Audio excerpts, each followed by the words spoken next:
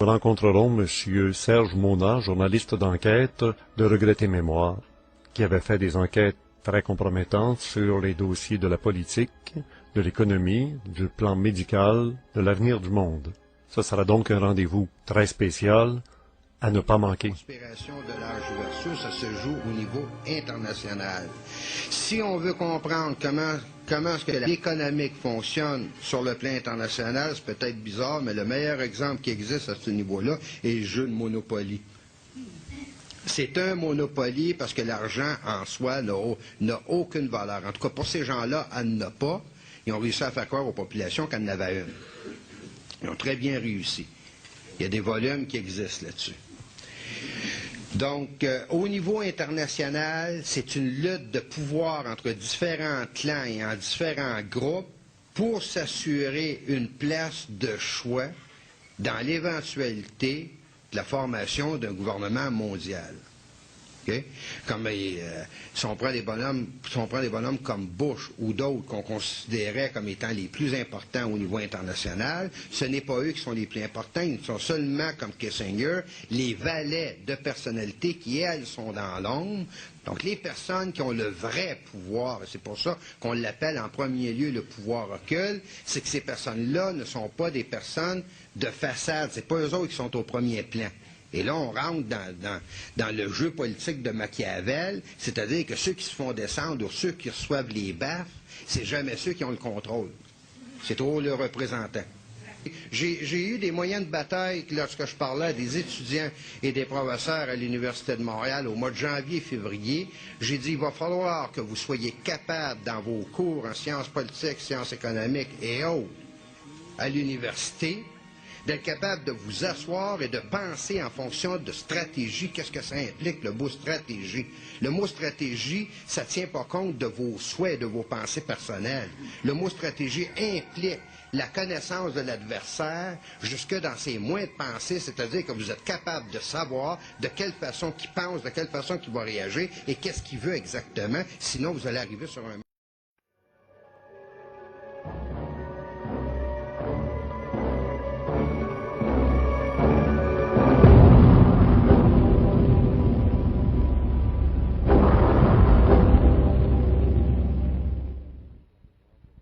Bienvenue, mesdames et messieurs. Voici une émission spéciale à la mémoire de Serge Mona, décédé fin décembre 1996, d'une crise cardiaque, dit-on.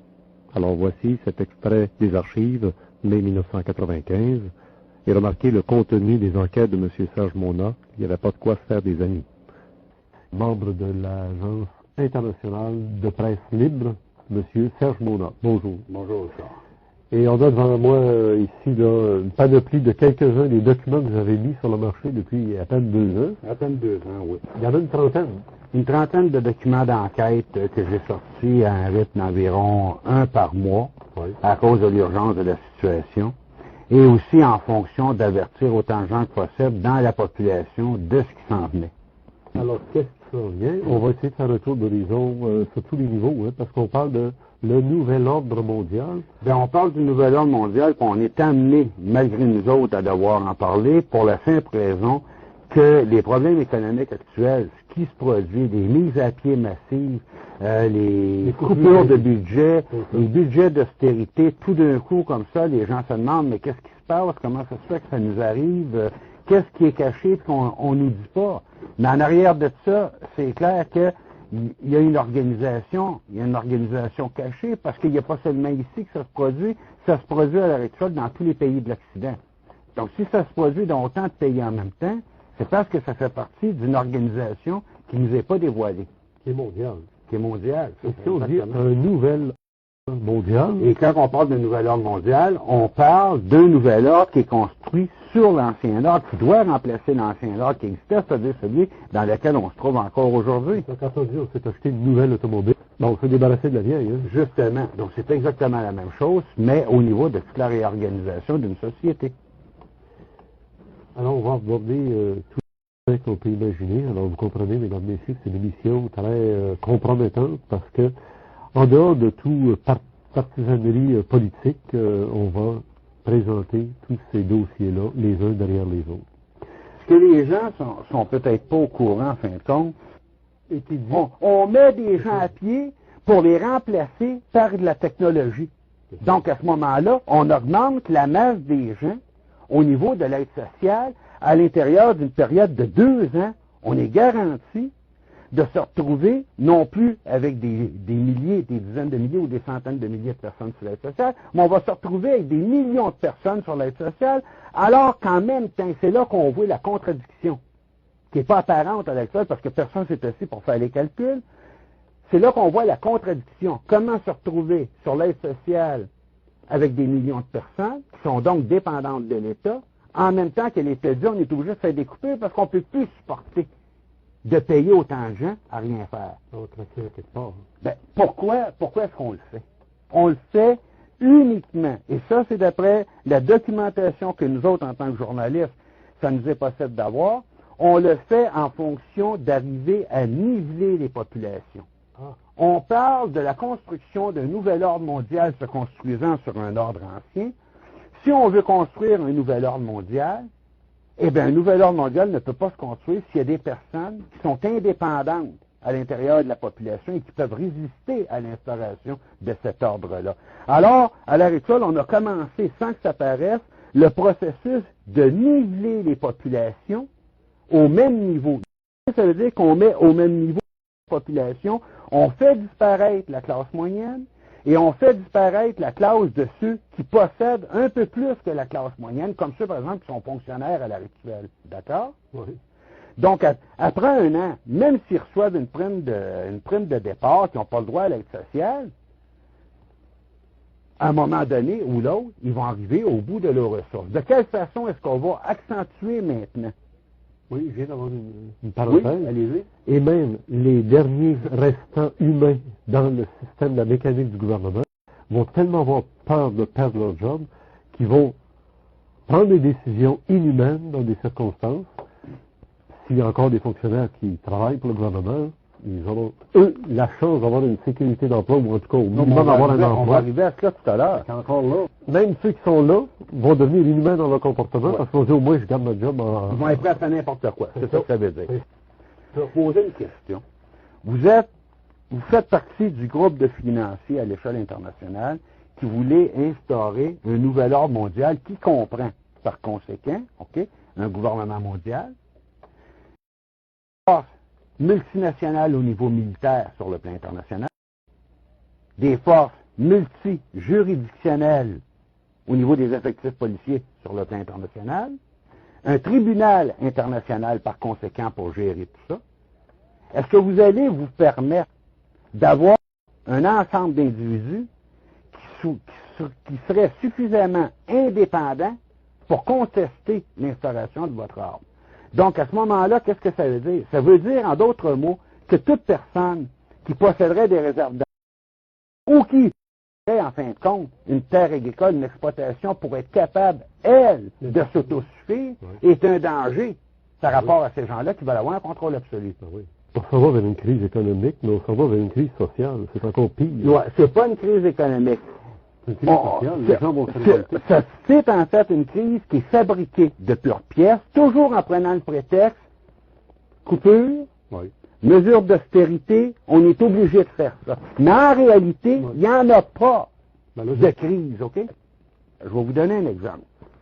Il y a 45 000 fonctionnaires qui sont mis à pied, comme ça, le jour au lendemain, sur une période échelonnée sur 2 ou 3 ans. Bon. Bell Canada, 10 000 employés. Telle autre grosse compagnie ou grosse corporation, tant de milliers d'employés, on se dit, il faut rationaliser. Ce que les gens n'ont pas compris, c'est que rationalisation pour les grosses compagnies veut dire passage du bassin humain d'employés à l'électronique. Ça, on ne l'a pas dit aux gens. On a dit qu'il faut rationaliser, mais on n'a pas dit aux gens qu'on veut se débarrasser de tant d'employés au niveau d'une masse salariale pour remplacer ces employés-là par de la technologie, de la haute technologie au niveau de l'électronique, qui va remplacer le travail que faisaient ces employés-là, et qui, par conséquent, va doubler et même tripler les profits de ces entreprises-là. Ça, on n'a pas dit ça aux gens. Là, si on parle maintenant du gouvernement, au niveau de 45 000 employés de la fonction publique, on fait quoi? On rationalise les opérations gouvernementales, on remplace ces 45 000 employés de l'État par de la technologie électronique. Donc, la technologie, c'est quoi par définition? La technologie, c'est un esclave. Si on prend un ordinateur, c'est un esclave qui n'a pas de religion, qui n'a pas de nationalité, qui n'a pas de couleur, qui n'a pas d'émotion, et qui va exécuter ce qu'on va lui dicter. Donc, l'esclave parfait. Donc, le gouvernement dit, on veut réduire la dette gouvernementale, donc on met 45 000 fonctionnaires à l'écart, mais en réalité, ce qu'on fait, c'est qu'on modernise l'appareil d'État par une haute technologie électronique, et une technologie électronique qui va servir, elle, à contrôler la population, d'autant plus facile de contrôler cette population-là, qu'il n'y aura plus d'intermédiaires, d'individus avec des émotions humaines pour être capable, en fin de compte, d'interférer à l'intérieur des processus gouvernementaux. Ce qu'on appelait la bête autrefois. Ce qu'on appelait la bête, ou ce qu'on appelle, sous un autre nom aussi, la société technotronique. La société technotronique, c'est quoi? C'est l'organisation dans le gouvernement mondial, dans le nouvel ordre mondial, l'organisation des sociétés en fonction de la technologie existante. Donc, les gens deviennent l'esclave, sont obligés de vivre selon la technologie qui existe, et non le contraire, comme on l'avait fait croire il y a 20 ou 30 ans, lorsqu'on mettait cette technologie-là au point. Oui, c'est que finalement, c'est les humains qui vont devenir les esclaves de la machine. Exactement. Auparavant, la machine existait en fonction de pouvoir faciliter, en fin de compte, le travail de l'individu et l'ouvrir à une plus grande possibilité des loisirs. C'est pour ça qu'on avait développé la technologie dans les années 60, et c'est à partir de ça qu'on avait encouragé la mise sur pied de la société des loisirs. Mais à l'heure actuelle, c'est l'inverse qu'on fait. On établit une technologie qui remplace les masses de salariés, les masses, en fin de compte, d'employés des entreprises. En d'autres mots, la croissance d'une entreprise ne garantit plus une plus grande demande de main-d'œuvre. Sécurité d'emploi. Il ne signifie plus sécurité d'emploi. La croissance d'une entreprise signifie, en fin de compte, la croissance de toute la technologie électronique dans cette entreprise-là, aux dépens des individus qui deviennent à ce moment-là des chômeurs. Et ça va tellement loin qu'à l'heure actuelle, dans le processus qui est enclenché, la majeure partie des étudiants, cégep, université, école secondaire, avant même d'avoir complété les études, sont convaincus qu'ils ne pourront même pas avoir d'emploi. Parce que déjà, leurs parents, qui, eux, ont les connaissances et ont l'expérience, sont remplacés par l'électronique. Donc, eux autres, à l'heure actuelle, ils se retrouvent devant un mur.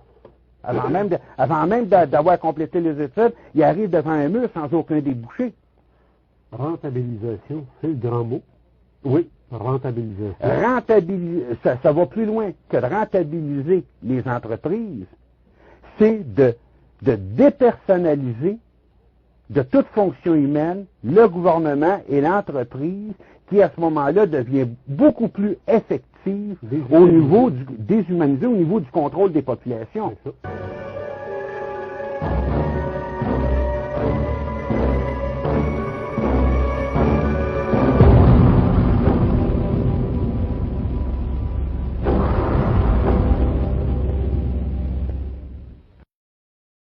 Sous l'égide, toujours, je le répète, de l'Agence internationale de presse libre. Nous autres, on travaille sur des dossiers d'enquête qui, habituellement, ne sont jamais traités par les médias d'information officielle parce qu'ils ont les mains liées.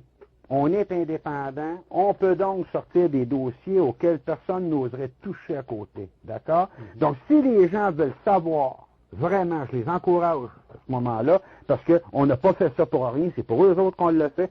S'ils veulent savoir qu'est-ce qui se passe au niveau économique au Québec, qu'est-ce qui se passe au niveau économique international, qu'est-ce qu'on leur cache, qu'est-ce qui est pensé par en dessous, le document et la cassette leur donnent absolument toute l'information. Ils vont être capables d'avoir ça, d'écouter n'importe quel bulletin de nouvelles à la radio et à la télévision, ils vont tout comprendre qu'est-ce qui se passe. Vous me posez la question, mais pourquoi, en fin de compte, vouloir en arriver à un contrôle international de tous les individus par l'installation d'un nouvel ordre mondial? ça va peut-être paraître invraisemblable à certains, on tombe à ce moment-là, même si on ne le veut pas, dans une question de dimension spirituelle, qui est le contrôle des âmes de chaque individu sur toute la planète. Le contrôle des âmes de chaque individu sur toute la planète. C'est là-dessus qu'on débouche au bout de la ligne. Vous me demandez, est-ce que les gens ont des solutions lorsqu'on voit qu'ils sont dirigés dans un entonnoir? On ne peut pas passer à côté que même ceux qui possèdent de l'argent à la banque à l'actuel possèdent une propriété, d'ici quelques années vont la perdre parce que c'est voulu comme ça. À l'heure actuelle, vous en avez encore la possibilité. Trouvez-vous quelque chose le plus loin des villes, à la campagne, proche des forêts. Organisez-vous avec d'autres personnes.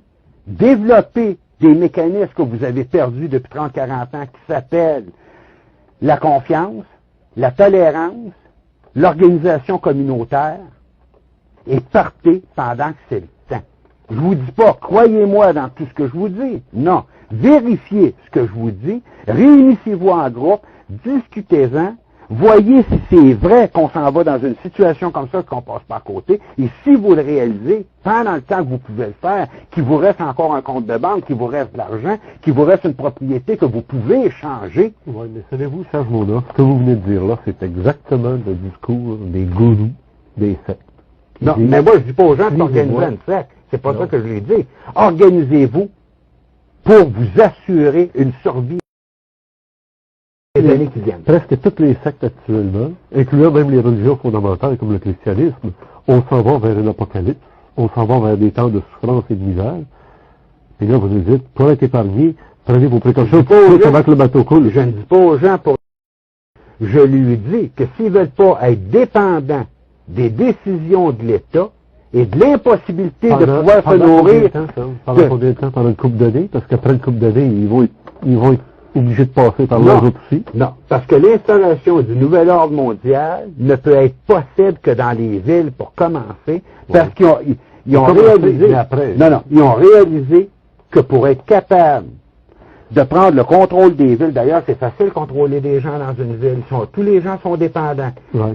Vous vivez dans une ville en autant que vous avez un revenu, en autant que vous avez de l'argent de place. À partir du moment où vous n'en avez plus, vous n'êtes plus capable de vivre dans une ville parce que la ville, vous êtes dépendant. D'accord? C'est sûr. Bon. Quand je dis aux gens, sortez des villes, je lui dis parce que si on a des enfants ou des petits-enfants ou quoi que ce soit, ils vont être capables, par la d'écriture, ainsi de suite, des nourrir. Ce que je rajoute, Serge, c'est que les gens, même en dehors, au bout de 2 ans ou 3 ans, le gouvernement mondial va être rendu à surveiller là, les endroits isolés. Il n'y aura pas le temps. Parce que essayez d'imaginer le nombre d'effectifs policiers et militaires que ça va vous prendre, juste, non seulement pour instaurer ce nouvel ordre mondial-là, contrôler les différentes villes. Il va y avoir des tueries massives. Les 2 tiers de l'humanité vont être éliminés. C'est la belle façon de les éliminer. Ils peuvent pas éliminer, ça sera fait légalement. Ils peuvent pas éliminer 2 tiers de l'humanité comme ça sans risquer de s'éliminer eux-mêmes. Dans les villes, et c'est quelque chose d'excessivement compliqué, de très compliqué. Ils peuvent pas faire n'importe quoi, ils le font. Ils vont être tellement incapables de pouvoir instaurer ce nouvel ordre-là et être capables, c'est pas tout de le mettre en place, c'est de le maintenir par la suite. Ouais, Napoléon s'est rendu jusqu'à Moscou. Il n'a pas pu maintenir la Russie après. Non. Il n'y avait pas l'électronique qu'on a aujourd'hui qui remplace des millions d'observateurs, de surveillants, etc. Et ça me rappelle ce que je disais il y a encore quelques semaines sur les journalistes expérimentaux. On s'en va vers un 4e Reich, pas allemand, mais un 4e Reich économique. Mondial. Oui. Un 4e Reich économique au niveau mondial. Merci Serge. Moi qui te remercie. J'espère qu'on va se revoir. Bon, on va sûrement se revoir parce que j'ai l'impression qu'on n'a pas eu le temps de dire grand-chose.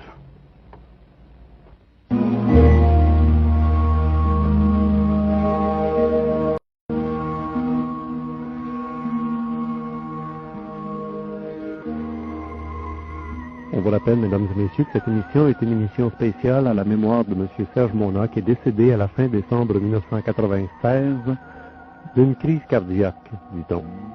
Alors, cette émission était extraite des archives enregistrées en mai 1995. Alors, cette émission était extraite des archives enregistrées en mai 1995